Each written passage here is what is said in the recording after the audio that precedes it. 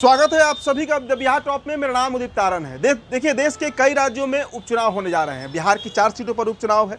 झारखंड में तो पूरा विधानसभा चुनाव ही हो रहा है, लेकिन उत्तर प्रदेश के 9 विधानसभा सीटों पर उपचुनाव के तारीखों का ऐलान कर दिया गया है। नवंबर के माह में चुनाव होना है।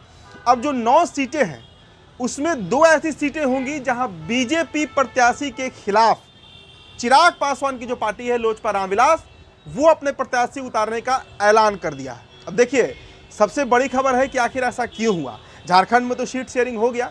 झारखंड में एक सीट पर लोजपा रामविलास एनडीए के तहत लड़ेगी, लेकिन उत्तर प्रदेश में बात नहीं बन पाई है, जिसका खामियाजा भारतीय जनता पार्टी को शायद उठाना पड़ जा सकता है।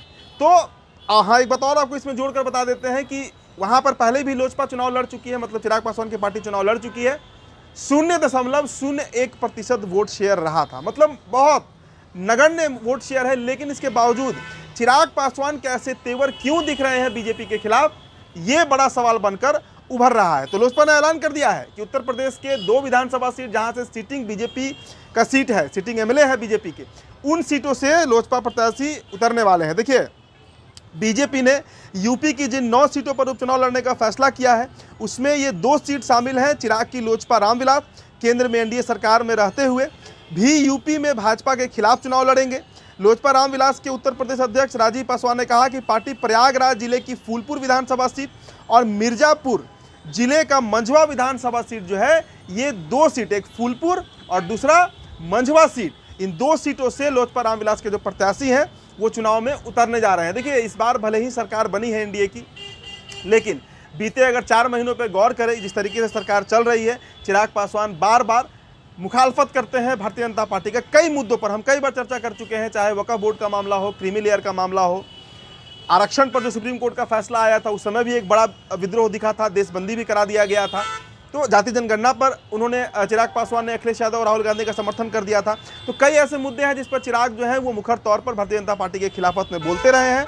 और अब उत्तर प्रदेश में इस तरीके का रूप अपनाना, मतलब अब सोचिए कि 9 सीटों पर चुनाव हो रहा है और उसमें चिराग पासवान 2 ऐसी सीटें हैं जहां से अपने प्रत्याशी उतार रहे हैं, तो आर पार की लड़ाई है।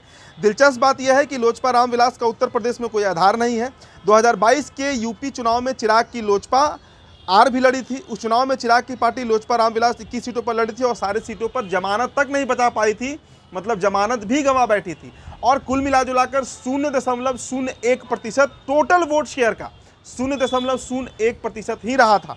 चिराग पासवान झारखंड विधानसभा में बीजेपी के साथ तो हो गए हैं, एक सीट पर फैसला आ गया है कि एक सीट पर लड़ेंगे, लेकिन उत्तर प्रदेश में मामला जो है ना, वो फंसते हुए दिख रहा है। अब देखिए, इसे सुलझाना लगभग नामुमकिन है। तो कई तरह के बड़े फैसले जो हैं वो लिए जा सकते हैं इस चुनाव में, और वो फैसला चिराग पासवान ने ले लिया है। तो फिलहाल इस रिपोर्ट में इतना ही। बहुत बहुत शुक्रिया।